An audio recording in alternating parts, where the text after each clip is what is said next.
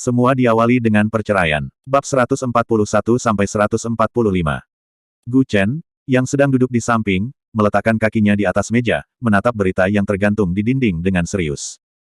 Orang lain mungkin masih bertanya-tanya, tapi dia sudah mengerti apa yang terjadi.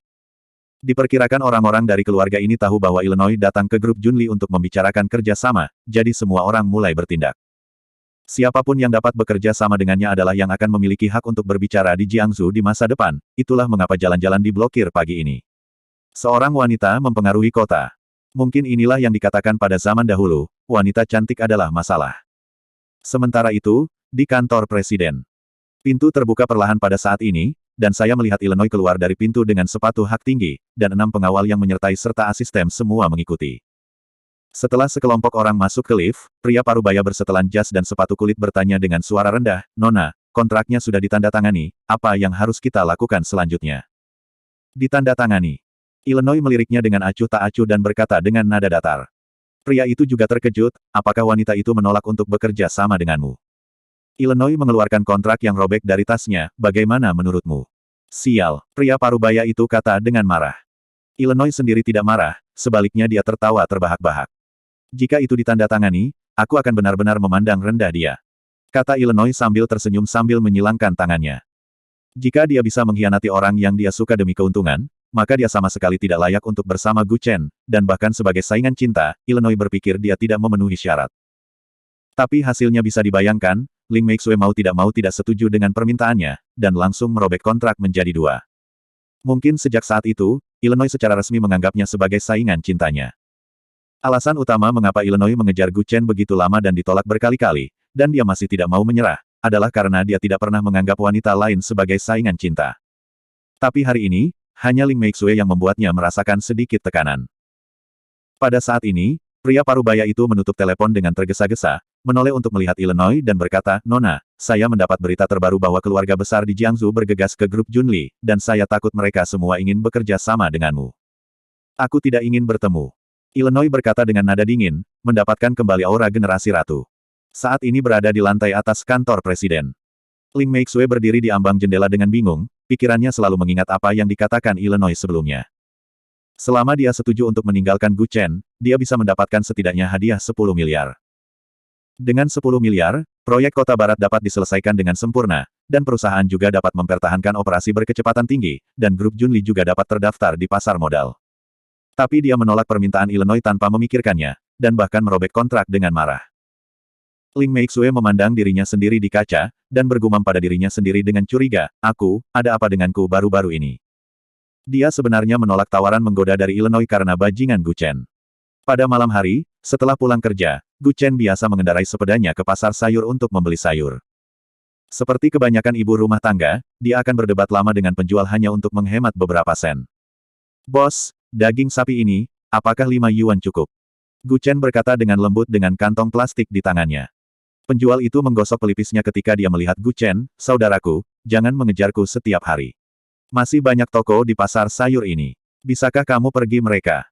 Saya berasal dari sana. Aturan lama adalah saya memotong sepotong dan memperkirakan 2 kati. Jika saya menebak dengan benar, Anda akan memberikan dagingnya kepada saya. Jika saya gagal menebak dengan benar, saya akan memberi Anda 3 kali lipat harganya." "Tuan Gu, nenek moyang, tolong biarkan saya pergi, Anda jangan datang setiap hari, saya juga harus menghidupi keluarga saya." Hanya sedikit orang yang bisa menebak dengan akurat beratnya dengan merasakan tangan. Pada awalnya, banyak penjual menyukai orang sok seperti Gu Chen. Jika dia salah menebak, mereka akan membeli potongan daging ini seharga 3 kali dari harga asli. Tapi setelahnya, masalah berkembang ke titik di mana penjual daging takut ketika dia melihat Gu Chen. Tidak peduli siapa yang memotong sepotong daging, dia dapat mengetahui beratnya dengan tepat dengan merasakan dengan tangannya. Itulah mengapa dengan gaji bulanan yang hanya 3 atau 4 ribu yuan, tapi dia bisa makan makanan laut dan daging sapi setiap hari. Dalam radius beberapa mil, 8 pasar sayur akan memasukkannya ke dalam daftar hitam. Pada saat ini, seorang pemuda berjas merah kecil lewat, sangat menarik dengan sopan berjalan ke arah Gu Chen, "Tuan Gu, tuan muda saya di sini untuk mengundang Anda."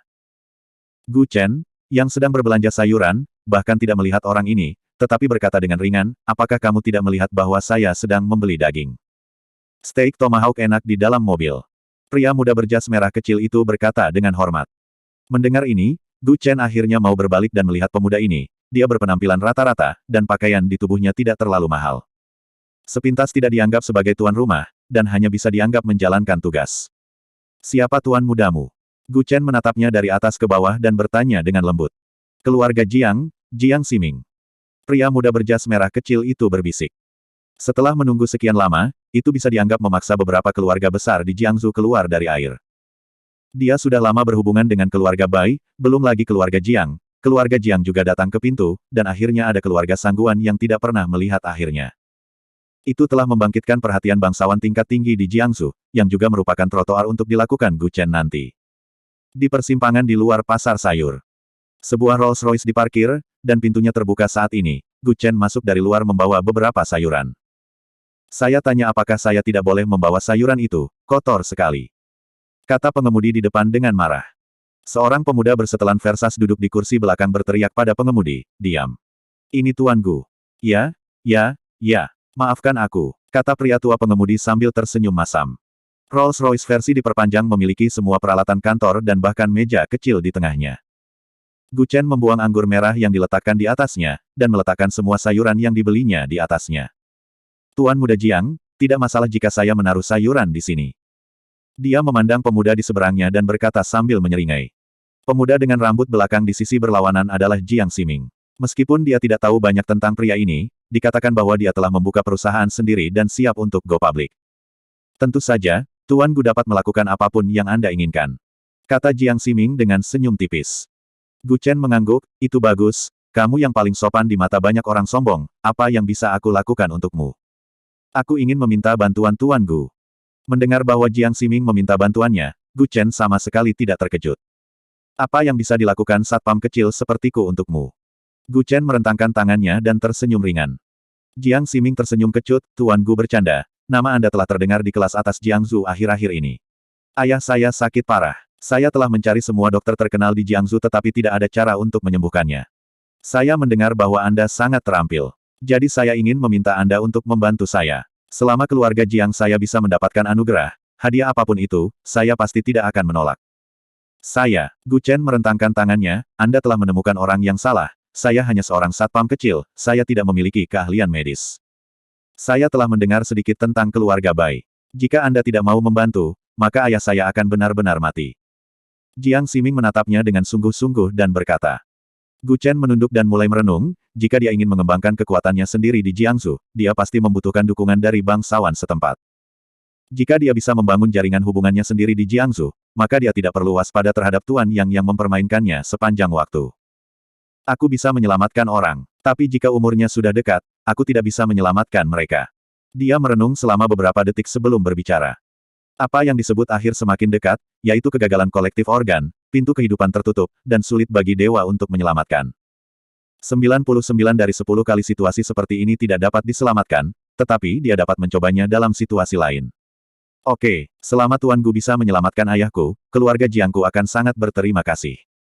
Jiang Ximing mengepalkan tinjunya dan berkata dengan hormat. Memenangkan keluarga Jiang dan menyeimbangkan situasi dengan keluarga Jiang, inilah seni keseimbangan. Segera, Rolls-Royce memasuki sebuah villa, dan banyak orang berbicara dengan gugup di lantai pertama ketika mereka memasuki aula. Tuan Gu, silahkan. Jiang Ximing berdiri di depan pintu, memberi isyarat undangan dan berkata dengan sangat hormat. Gu Chen membawa sayuran dan masuk dari pintu, begitu dia masuk, banyak orang di aula mengalihkan pandangan ke sisi ini. Paman kedua, aku kembali.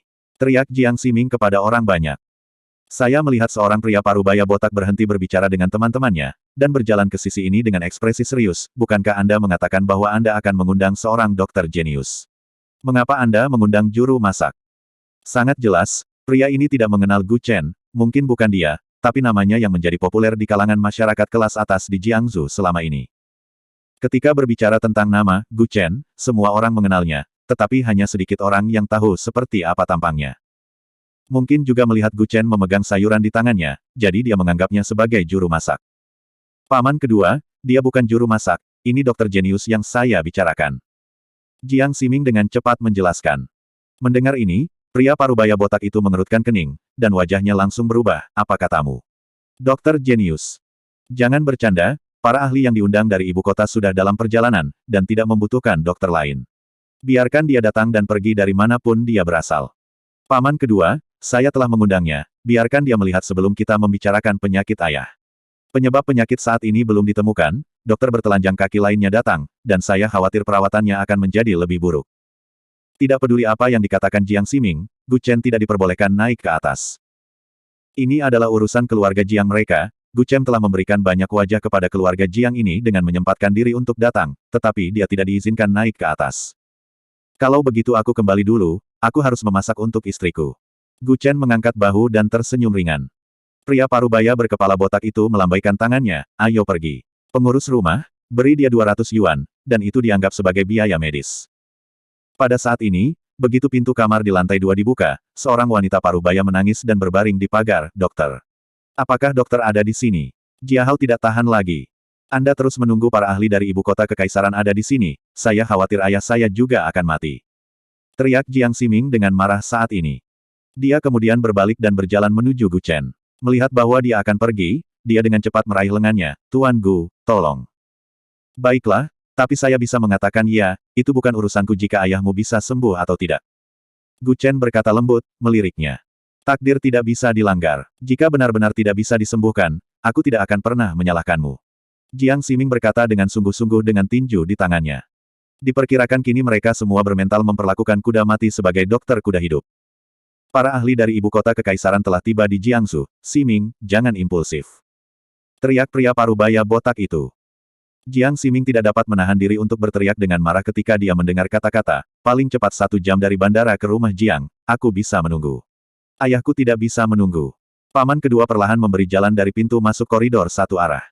Oke, aku akan naik dan melihat-lihat, bawakan barang-barang itu untukku. Gu Chen menyerahkan tas di tangannya kepada Jiang Ximing dan tersenyum ringan. Ketika Gu Chen datang ke kamar tidur di lantai 2, ketika dia masuk dan bau pengobatan barat ada di mana-mana. Saya melihat seorang pria parubaya berbaring diam di tempat tidur dengan cairan infus di sebelahnya.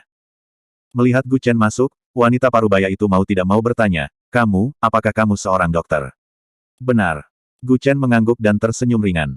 Jika Gu Chen mengatakan bahwa dia bahkan berlatih kedokteran.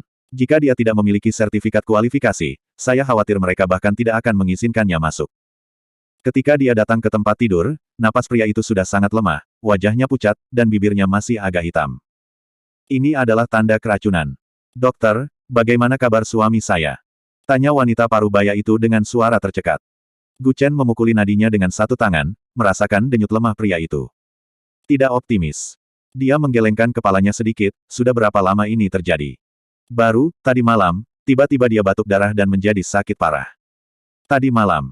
Hampir 24 jam telah berlalu, dan jika dibutuhkan kurang dari sehari untuk membunuh seseorang, kebencian macam apa ini? Dan dia merasa denyut nadi pria ini seperti denyut nadi orang berusia 80 tahun, sangat lemah, seolah-olah itu adalah kayu tua yang busuk, yang dapat dipatahkan dalam satu gerakan. Pintu kehidupan tertutup, dan akhirnya mendekat. Detak jantung ini hampir berhenti. Gu Chen mengerutkan kening dan berkata dengan suara rendah. Lalu apa yang harus saya lakukan, bisakah dokter membantu? Wanita itu tersedak dan terisak lagi ketika dia mendengar kata-kata, kamu harus menyelamatkannya, aku akan berlutut untukmu. Ketika wanita itu berlutut, Gu Chen dengan cepat membantunya berdiri. Semula manusia tidak dapat diselamatkan ketika sudah sampai pada titik ini. Ia juga mengatakan sebelumnya bahwa premis menyelamatkan manusia adalah masih ada harapan untuk menyelamatkan manusia. Sekarang situasi seperti ini berarti sebagian besar tubuh saya telah masuk ke gerbang neraka, dan berusaha menyelamatkan bencana itu seperti pergi ke surga. Aku ingin mengobatinya dengan jarum, kamu keluar dan jangan biarkan siapapun dari luar masuk. Gu Chen mengeluarkan gulungan dari belakang, dan melemparkannya ke tempat tidur, ternyata ada ratusan jarum perak kecil di dalam. Wanita itu ragu-ragu sejenak, lalu berkata perlahan, tolong selamatkan suami saya. Setelah wanita itu keluar, Gu Chen pertama-tama menyegel titik akupuntur Tian Su pria itu di tempat tidur dengan jarum perak.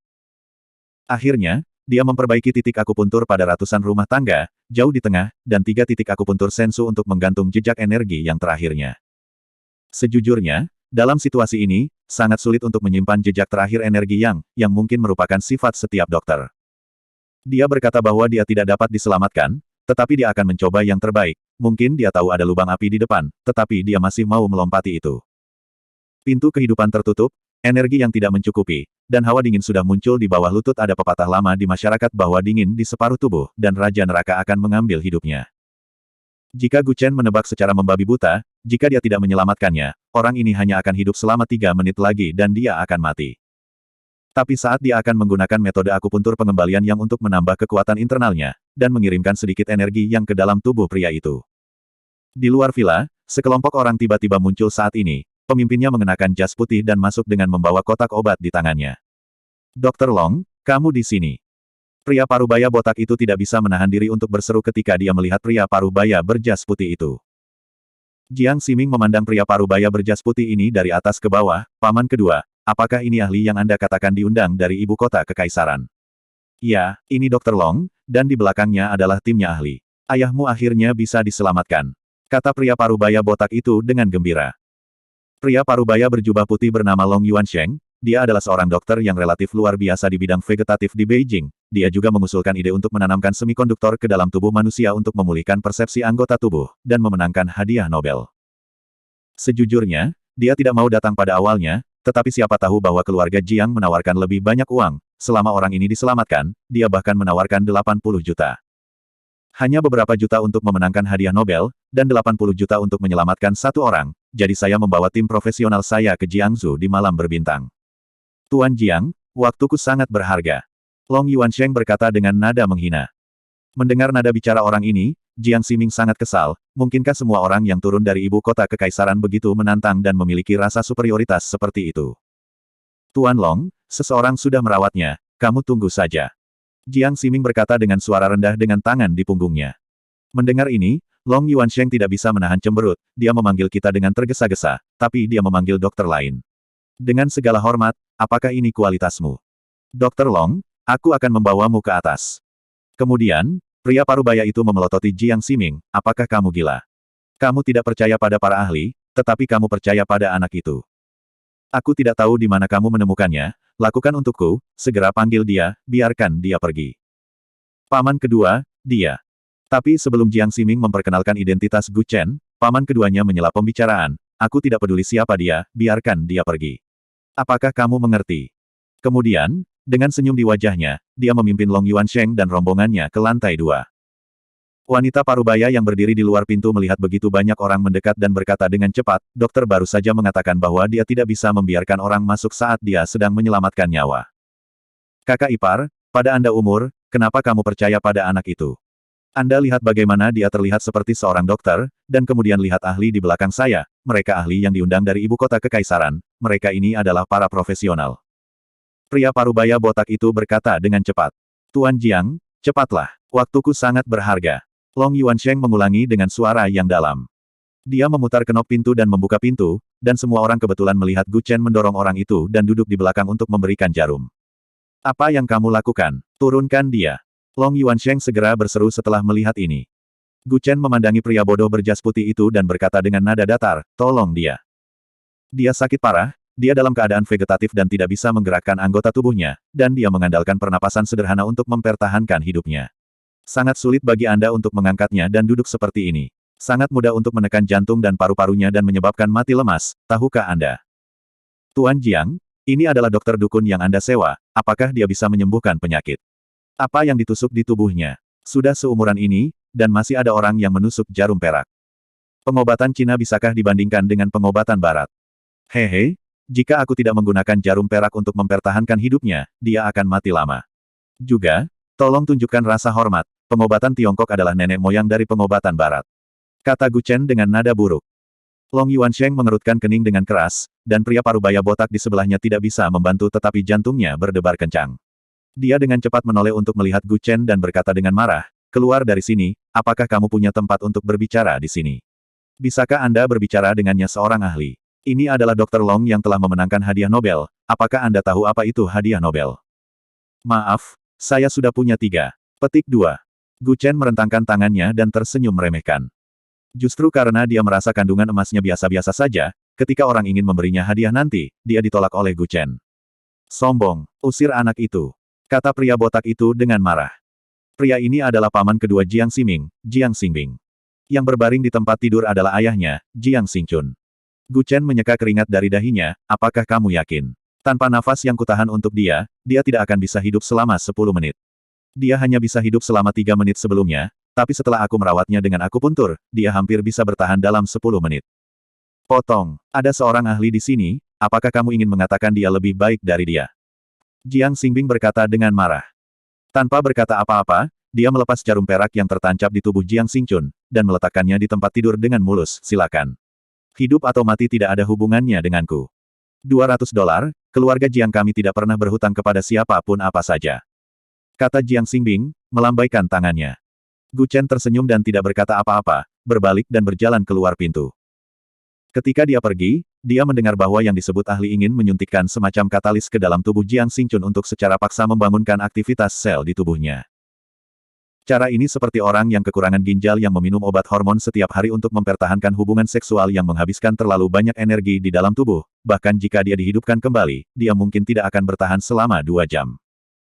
Ketika dia turun, Jiang Ximing melihat Gu Chen turun dan bertanya dengan cemas, "Tuan Gu, bagaimana kabar ayah saya?" Gu Chen merentangkan tangannya dan tersenyum ringan, dengan ahli seperti itu, dan berdoalah agar ayahmu diberkati. Jiang Ximing secara alami percaya pada keterampilan medis Gu Chen, dan ini direkomendasikan secara pribadi oleh Tuan Bai. Keluarga Bai memiliki hubungan yang baik dengan keluarga Jiang, mereka juga mengetahui banyak hal yang terjadi di keluarga Bai selama periode ini, terutama masalah Bai Ruohan yang membuat khawatir banyak ahli yang berwibawa saat itu. Itu saja untuk menilai bahwa sudah beberapa hari, tetapi sekarang dia belajar di sekolah hidup dan menendang. Jadi Jiang Ximing segera bertanya kepada Tuan Bai, tetapi butuh waktu lama sebelum dia mengatakan yang sebenarnya. Meskipun dia percaya pada keterampilan medis Gu Chen di dalam hatinya, tidak ada yang bisa dia lakukan dalam situasi ini. Karena Jiang Ximing sendiri tidak tahu apakah dia harus mempercayai Gu Chen atau para ahli medis dari ibu kota kekaisaran. Ini seperti dua mobil dengan harga yang sama, Porsche dan BMW, keduanya terlihat bagus, tetapi tidak tahu harus memilih yang mana. Hei, aku minta maaf merepotkan Tuan Gu hari ini, aku akan mengantarmu keluar, aku akan memberimu cek nanti, isi saja angkanya. Jiang Ximing memaksakan senyum. Bahkan jika mereka tidak dapat bekerja sama, mereka tidak boleh menyinggung orang ini, bukan hanya karena keterampilan medisnya yang luar biasa, tetapi yang terpenting karena identitasnya terlalu sulit dipercaya. Saya percaya bahwa Jiang Ximing bukan satu-satunya yang menyelidiki identitas Gu Chen, banyak orang telah menyelidiki, tetapi mereka tidak dapat menemukan petunjuk apapun. Tapi dia tidak bertindak seperti orang biasa. Tanpa latar belakang, tidak mungkin menjadi tunangan wanita tercantik di Jiangsu. Tanpa latar belakang, dia tidak akan berani menyinggung keluarga Jiang. Tanpa latar belakang, tidak mungkin bagi Ratu Bisnis Milan untuk mengejar dia dari jauh-jauh ke Jiangsu. Informasi tentang Gu Chen seperti menemukan seutas benang dalam wol yang berantakan. Kita bicara lagi nanti. Gu Chen juga hanya tersenyum ala kadarnya. Baru saja akan keluar dari pintu dengan membawa sayuran, saya mendengar semburan tangis dari lantai 2, itu adalah suara ibu Jiang Ximing, menangis karena patah hati. Bu, bagaimana situasinya? Jiang Ximing melihat kembali ke lantai 2 dan berteriak. Wanita parubaya keluar dari ruangan dengan air mata mengalir di wajahnya, menangis dengan keras, ayahmu, dia pergi. Apa? Mendengar ini, Jiang Ximing berlutut di tanah, langit dan meraung dengan marah, ayah. Pada saat ini, Jiang Xingbing keluar dari ruangan, dan berteriak pada Gu Chen yang hendak pergi ke bawah, hentikan pembunuh itu untukku.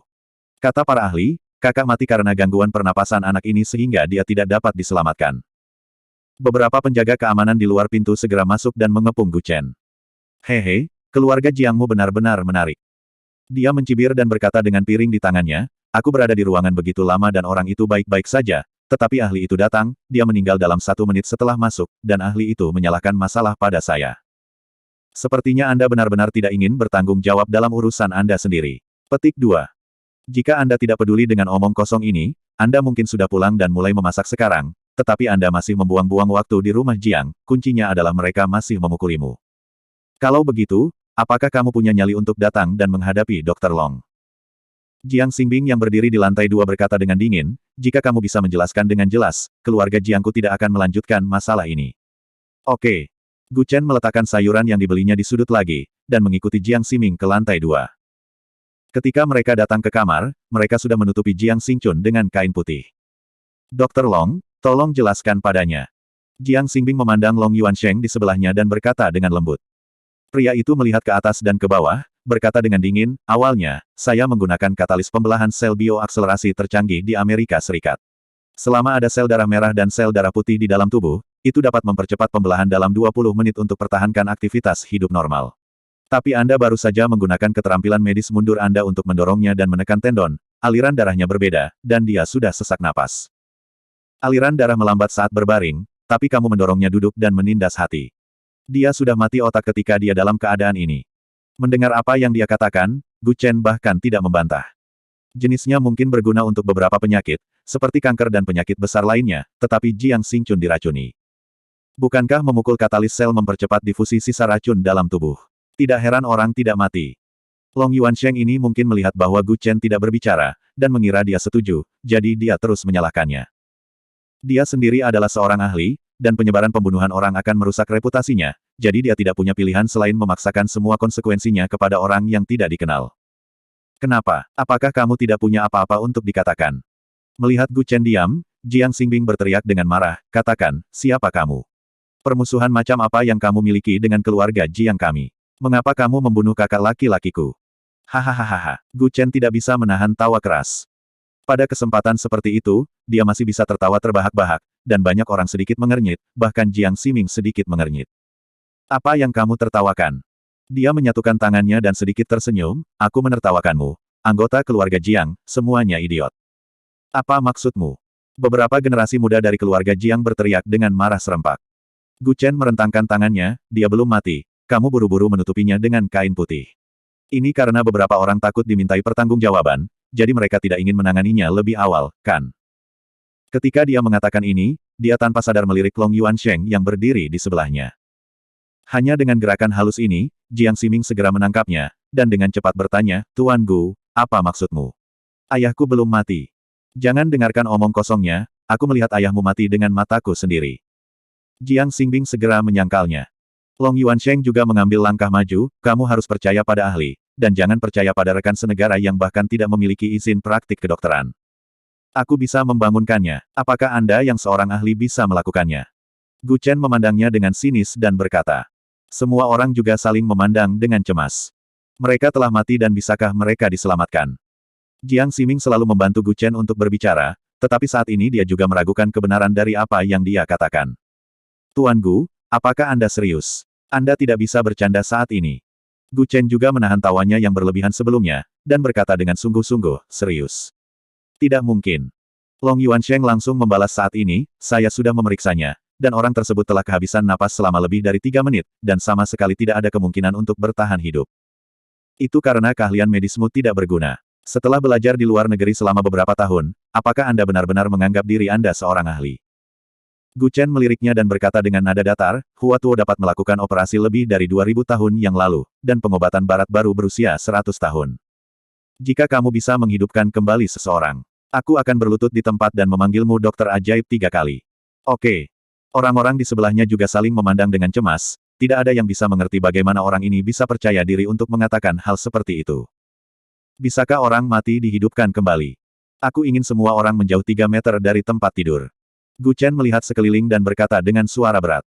Ketika Jiang Ximing mendengar ini, dia berbalik dan melihat yang lain dan berteriak dengan suara rendah, semuanya mundur 3 meter. Cepat! Anggota keluarga Jiang yang lebih muda lainnya tidak mengatakan apa-apa, dan dengan patuh mengambil mundur beberapa langkah. Hanya saja Jiang Xingbing dan Long Yuansheng berdiri diam. Paman kedua, Dr. Long, tolong mundur. Jiang Ximing berkata dengan suara rendah, memelototi mereka berdua. Long Yuansheng berdiri di sampingnya, menatap punggung Gu Chen dan berkata dengan suara dingin, aku ingin mengawasi bagaimana pembicara besar ini bisa menyelamatkan orang mati. Karena kamu tidak bisa menyelamatkan ayahku, maka tolong jangan buat komentar sarkastik di sini. Mundur. Dia sekali lagi menatap Long Yuansheng dan paman keduanya sebagai peringatan. Saat ini, siapapun yang menghalangi perawatan Gu Chen dapat dianggap sebagai musuhnya. Mungkin dia masih ragu sebelumnya, mana yang memiliki keterampilan medis yang lebih baik, Gu Chen atau Long Yuansheng, sekarang jawabannya sudah jelas. Melihat sikap keras Jiang Ximing, Long Yuansheng dan paman keduanya mundur beberapa langkah. Di samping tempat tidur, Gu Chen mengangkat kain putih dan menyentuh leher Jiang Xingchun. Masih ada kehangatan. Tampaknya trik yang saya tinggalkan ketika saya baru saja pergi berhasil. Gu Chen berkata dengan sedikit senyum. Menyembuhkan Jiang Xingchun bukan hanya langkah yang dapat dengan cepat memenangkan hati keluarga Jiang, tetapi yang lebih penting, biarkan lebih banyak orang mengetahui pesona pengobatan tradisional Tiongkok ini. Keterampilan medis yang telah diwariskan selama ribuan tahun pasti tidak sebanding dengan pengobatan barat yang baru berkembang selama 100 atau 200 tahun. Dia memegang pergelangan tangan Jiang Xingchun, dapat merasakan denyut nadi, meskipun sangat lemah, tetapi masih ada. Dia mengeluarkan gulungan dari belakang lagi, menyebarkan semua jarum perak di tempat tidur, dan dengan cepat mengeluarkan 8 jarum perak untuk pertarungan terakhir. Jika momen ini membuatnya tidak bisa mendapatkan kembali energi Yang-nya, maka Gu Chen tidak akan berdaya. 5 menit kemudian, saya melihat bahwa Gu Chen masih mengubah posisi jarum perak terus-menerus, dan dahinya sudah dipenuhi butiran keringat. Menyelamatkan nyawa jauh lebih sulit daripada membunuh seseorang. Potong. Sudah 5 menit. Orang ini mungkin sudah mati. Saya pikir dia sengaja menunda waktu. Apakah kamu tidak mengerti kebenaran bahwa orang tidak dapat dibangkitkan setelah kematian? Mereka benar-benar sekelompok orang yang belum pernah melihat dunia. Ini menunjukkan betapa terbelakangnya Jiangsu dibandingkan dengan ibu kota kekaisaran. Long Yuansheng berkata dengan dingin sambil berdiri di samping. Jika berada di ibu kota kekaisaran, dalam waktu 30 detik setelah kematian, seseorang dapat distimulasi dengan kejutan listrik bermuatan nano untuk merangsang resusitasi jantung. Tapi peralatannya mahal, biayanya 3 juta yuan untuk menggunakannya, dan relatif besar, saat ini hanya ada 2 di kota kekaisaran di Tiongkok. Di hadapan teknologi tinggi, hanya ada 30% kemungkinan untuk terbangun dalam 30 detik setelah kematian. Tetapi dengan hanya beberapa jarum perak di tangan Gu Chen, bukankah itu fantasi jika dia ingin menyelamatkan seseorang dari kematian?